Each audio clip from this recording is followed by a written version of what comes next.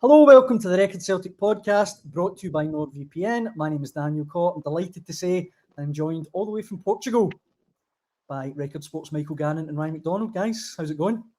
Absolutely smashing. Nice wee backdrop for you all back home just now. This is an absolute nightmare, Dan. I mean, the things that the Daily Record put us through. I mean, the tortures and travails. I mean, forcing us to come here and deal with this. It's I'm looking for HR's phone number, to be honest with you, Dan. Torture, absolute torture. Well, look, I hope you can both struggle through for the next 20 minutes or so for us to get through this podcast, because there's plenty of Celtic news for us to talk about. But want to start with Jota. Understand you guys have some news from Portugal about Celtic's missing winger. Yeah, so obviously he's been, like you say, posted missing for quite some time. He suffered that horrible knee injury at Tannadice, April 2025, wasn't it? Yeah. So it's nearly the best part of 18 months, but nearly since he's been out. And he hasn't really been in and about Lennoxtown at all. He's been doing most, if not all, of his rehab over in Portugal and in Lisbon, where he's from. So we just kind of asked for an update from Martin about it, and he's confirmed that Jota will be returning to Lennoxtown on Monday. I don't think we're taking part in full training, but he will be out in the grass, and it's maybe another step forward for him. But he did make the point that, I asked him about whether, he can consider him as part of his first team plans this season. Is that kind of, where does he sit with it? And he basically said, look, until he's fit, you just need to dismiss him from the squad at the minute, because, he has been out for so long. Mick and I were talking before the podcast, Dan. I mean, it's best part of 3 years since Jota's played consistently. In Saudi Arabia was bombed out, and then obviously he came back, played a couple of months for Celtic, and then he was injured again. He missed the entire last season. So it's Martin essentially is just ruling him out of his first team plans at the minute. So, for example, Celtic will be in the market for a winger. Jota's situation is just like, I think he's just, put to the side now. I think Celtic will still be targeting plenty of wide players. So he also said as well, asked him about whether the Halloween, that was the last update we had, if Halloween was going to be the time he'd be back, and he said it might be a wee bit earlier. It might not be. I think there'll be, once they see Jota out in the grass at Lennoxtown next week, we get a better idea of his fitness and his condition. They'll probably be in a better place to talk about that. But yeah, it's still going to be, I think it's still, by the sounds of it, it sounds as if it's still going to be a bit of a long road back. He's certainly not going to be featuring pre-season, or at least the next 2 or 3 months anyway. This Monday, I mean, coming back Monday, I know it's like he's coming back to kind of report back to Celtic. It's a big deal, because I'm also at the point of thinking that this next week, when he comes back next week to be assessed and then see where he is in terms of his rehab, this might be kind of, I'm not saying make a break, but this might be the deciding week where we find out, can he come back? Mm-hmm. Yeah. I mean, for a year, the question has been, when's he coming back? I think now the question is now shifted to, can he come back? I mean, it sounds dramatic, but this guy's not played for 18 months. As Ryan said, with a handful of games in 18 months before that. So he's 3 years of his... And by the way, this is meant to be his prime of his career. He's 26, 27. 27, played basically 3 years out of the game. I mean, he's had multiple surgeries now. It's not been a straightforward recovery from this injury. So the question is now is no longer when is he coming back. The question is now is, can he come back? And I think that is a question. It won't be answered in the short term, but it's a question that's going to hang. I think there's now serious doubts, because you're now talking about maybe Halloween as a point of reference, but it's very vague, very, very vague. Maybe Halloween, maybe before that, maybe not. He's going to have to get back on the grass, get back training, do a couple of months of training, play some games. He may have to go on loan somewhere and get some games. I was going to ask that. If he comes back in, say, October, when you've got potential Champions League or Europa League, you've got League Cup semi-finals, finals, the league campaign is right into the meat and bones of the league campaign. You're not going to drop him back into that environment. So it could be a loan spell somewhere, it could be anything. There's major question marks over the future of Jota. And unfortunately, that's just the way it is at the moment. You took the words out of my mouth there, Nick. I was going to say about potentially even a January loan, because even if he's technically fit, say November, December time, as you guys have pointed out, the best part of 3 seasons without playing football, how long is it going to take him to get up to speed where he's actually going to contribute to the level that Celtic know or hope he still can? That's fine. You forget as well, Celtic paid £8 million to bring him back, and he'll be, I assume he'll be one of the top earners considering what he was on at Saudi as well. So Mick's right. I think there's big question marks as to. It's a shame because he is such a. I mean, on his day, he's probably the most exciting player in Scotland, isn't he? He's such a massive talent. He's been such a massive loss for Celtic as well. But you know, I always think back to John Kennedy had that horror injury as well, and how long he was out. Martin was obviously in charge during that period as well. And I know John managed to keep going for another 4 or 5 years, but he was never the same player. And that's the biggest question as well. Was Jota going to come back the same player? You know, as I said, he's not really played at all in the last 3 years, and you know, I know he made obviously a lot of money in Saudi as well. So you maybe question his his appetite if he's still got that hunger and desire that he did in his first spell at Celtic. So there's just so many question marks, and you know, I'm sure he'll be a major boost to the squad if he does come back. But there's a big if at the minute. The flip side is, Dan, obviously, if he gets back, gets to level of fitness, plays half a dozen B team games or whatever, and finds that he's getting back to level, you're almost at the point now. It's also a bonus now. I think if you can get a fully fit Jota in January, who's available week in week out, it's almost like he's, like you say, Martin was almost going to say, well, I'm not really thinking about him anymore because he's been out for so long. So it would almost be a bonus now, that an added bonus if he gets back and fit again. I think, but no one can assume that's going to be the case. So it's not going to be a straightforward path. And you know, it's like when you come back to his injuries, he's going to pick up wee niggles. He's going to get this.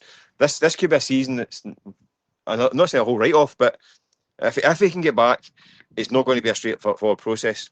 So if they can get some kind of functioning Jota by the second half of the season, then it's a bonus.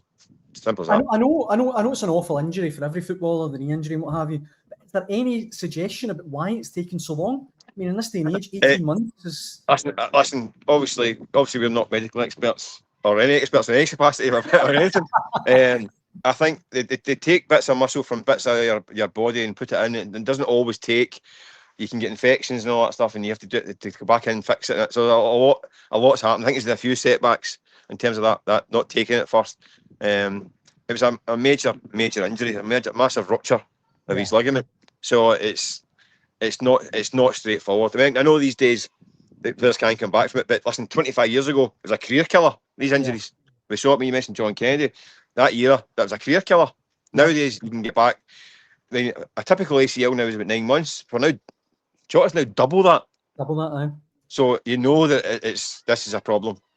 We're now into 18 months out. We're now in the kind of career-threatening situation, unfortunately, for Jota. But like I say, if he can get back to some kind of level, then Celtic want to watch, because it's almost like a bonus signing. Because at this point in time, he's close to being a write-off, unfortunately. Well, look, one guy that Celtic fans will be hoping they will be seeing this forthcoming season is Kelechi Iheanacho. Have you guys got any transfer news regarding him? Any closer to agreeing a deal? This one just seems like it's been one of the longest running transfer sagas in quite a while, doesn't it? So, yeah, last time we spoke to Martin before today, he confirmed that the club were in talks with him. And there's an update today as well that he's been offered a 2-year deal to stay at Celtic. So, I think it's just a case of, I think that's the minimum I think Kelechi Iheanacho would have wanted, wouldn't he? He would have wanted some guarantees to rather than having another 1-year contract and then face the same situation again at the end of this coming season. So I think 2 years gives him a nice kind of guarantee and a home for at least the next 2 years. But it's probably just down to money at the minute. You know, as we've said a few times, he was a former Premier League player, former La Liga player. He would have been on I think he would have been on a big salary last season because it was Brendan Rodgers also had to pull a massive favour to get him. So kind of Kelechi and actually had a lot of bargaining power, shall we say. So I think it might be just down to the pennies at the minute, but you'd expect that one to go through, Michael, wouldn't you? I would. I mean, the process has been torturous. The guy in the building who isn't taking part of pre-season, who had an extension option in his contract, wasn't taken because presumably he was on too much money, and Celtic were in the market looking for other strikers, and now they're going back to him again. It's just, I must admit, it's not something that's particularly impressing me in terms of a move. I think he did well in the last season, but you kind of forget the fact that he didn't really contribute for about 6-7 months of the season. he was injured for a long period. Even when he's back fit in January. Martin didn't really fancy him till he had to at the end of the season. So, listen, I get it, but I've got serious reservations about it. I mean, a 2-year deal. If you can get the Kelechi Iheanacho of the last 6 weeks of the season, then yeah, good business, a good guy having the squad. If you get the Iheanacho who was sauntering around training in January, then you've got a problem. So it has to be that version of Kelechi Iheanacho rather than the January-February version, which couldn't be the first team, even though he's fit. So for me, it's a no-brainer because he's proved he can do it. It's getting him to do that consistently and staying fit consistently. These are question marks because there's every chance he could break down and have 4 or 5 months out. You see it on the pitch. He's worried about his hamstrings going. So it's a bit of a gamble. 2-year contract could be an inspired signing. He could go and score 20 goals next season and be a kind of a main man stroke backup striker and score a lot of goals. Or you could be stuck by a guy for 2 years who's in and off the shooting table and playing bits and bobs. To me, it can go either way. The point I've always made about Kelechi Iheanacho is I think Celtic should take up the option to keep him on for a year or two, whatever it's going to be, because we all know goal scorers are a premium, aren't they? And Kelechi Iheanacho proved last season that not only can he score goals, but he scores massive goals in the huge pressure moments. Look at that penalty, obviously, at Motherwell. He didn't start any of the last 5 games of the season. But I get that. I mean, you see the amount of work that he's been doing. He's been posting various videos on Instagram. And I think he'll have a point to prove as well that he can become Celtic's #1 striker. And you've got a guy like that. I mean, even his touch. When you see the quality, you see. I mean, he's a quality player. You could tell. I mean, he's only 29 as well. He's not like. Sometimes you speak about Kelechi Iheanacho, you maybe sometimes think maybe 31, 32, but this probably should be his peak years. It's starting 30 next few weeks. So if Celtic can get the best out of him for the next year or two, I mean, and he can, even if he is making an impact from the bench, Celtic need to have better options at the bench next season. The season going forward, you look back at Ange Postecoglou's time, the amount of changes he was able to make, even like Aaron Moy, who came on and change games, George's Giakoumakis. I think Iheanacho isn't going to start every single game, but if he does start and he comes off the bench and he's scoring, then I think for a free transfer, I think you keep him in the building, and it makes sense to me. I know Martin O'Neill has been talking about some of the potential outgoings as well. One of the guys that's been mentioned is Arne Engels. I feel like every time I turn on Sky Sports News or look at transfer rumours on the wonderful Record Sport Transfer Live blog, Arne Engels is being linked to another club. Have you got any news on him? Well, there's reports this morning, isn't there, about Forest stepping up again to come back in. At this point in time, not an official bid, according to the manager, but with the caveat, him knowing that it's coming. I think speaking to Martin this morning, he's preparing for the eventuality of not having Arne Engels. I think it's a question of when that happens now rather than if as well. I think he's the assumption is it's going to happen at some point, whether it's Forest or someone else. There's a lot of interest in him. Listen, the player himself is a good character. He's got the head down. He's working hard.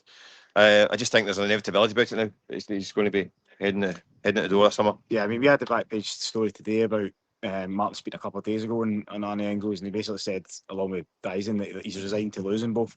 But I think he made the point that if there is going to be a deal done, he wants it done early in the window so he can use that money and bring in a replacement. The last thing you want is another. If this happens, I wonder if Celtic would even accept it, but another bid coming in the last days and hours of the transfer window, especially when he is the biggest asset at the club. I think for both parties, both the player and Celtic, they want to resolve his future fairly soon. And obviously, his agent will be working hard in the background trying to get him the best deal as well. So you'd expect that one to probably move in the coming weeks. And I think it's inevitable that he's going to be leaving. And it's another one he'll be a big miss to Celtic. You saw how big a loss it was when he was out injured. And when was it? February and April. I mean, he came back into that team. I know he split opinion, but he was just such a major upgrade in the middle of the park. His stats, I think, are phenomenal. And I think that's one of the major things that are, his metrics are what are attracting some of these big clubs as well. So a lot of the work he does, I think, goes unnoticed off the ball, and I think he'll be a even set piece to Olympics. I mean, Celtic have been cracked out for that for years, and he's corner taking. They'll need to find somebody else to replace him, but I think he'll be a big loss when he eventually does move on. I know as well that Rio Hatate he's been back training, obviously, with the guys over there in Portugal. You guys both mentioned Dyson Maeda as well. There's an inevitability about both those players going too. I mean, am I being a bit naive, Mick, by thinking that perhaps once these inevitable outgoings happen, Celtic will then go on a bit of a spending spree? Or that's not. It's been part of the conversation with the manager here that there has to be an assumption they're going to go in. That they're working on that assumption that they're going to be leaving, so that therefore the work's getting done in the background to prepare for these things, to find replacements. Because, I mean, regardless of how it finished or how it's been at certain points, if you look at Engels, Hatate, and Maeda, these are major players who have contributed for the last few years and won trophies for Celtic. I mean, first team players that walk out the door. Huge. You're not going to get guys of that level straight away. They're going to get guys that have to get to that level. And that's not going to be easy. You're talking about three massive parts of the squad going out the door. But it's not.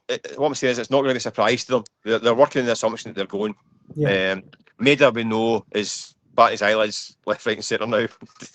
Tell everyone to listen to him. I think he's walking up people on the street saying, "I want to go and play. I want to play in England. I want to play in England." I think there's people having their lunch and he's just saying, "By the way, I want to play in England." So he's telling everyone. So they know, right? Okay, Dyson, we know you want to get a move, right? Okay, you were fine. Hatate's minding his own business. We saw him today. He was training. He'd they'll bare feet on the pitch again. When we jog, his bare feet on the training surface out here. Again, it's hard to tell with Rio Hatate. You look at him; he has got that kind of surly look about him. He looks like he looks like this. He looks like he's permanently in a huff. That's exactly how he looked today. Yeah, he does. He does look a bit huffy. It looks about you boys at the end of the World Cup, guys. You and Chapo and Scotty. That's exactly how we look now. Three tables for one in the restaurant at night time. So he has got that kind of look about him. But he's always been like that though. So I wouldn't read into that. He's always got that kind of. That's his natural resting bed space. I call it.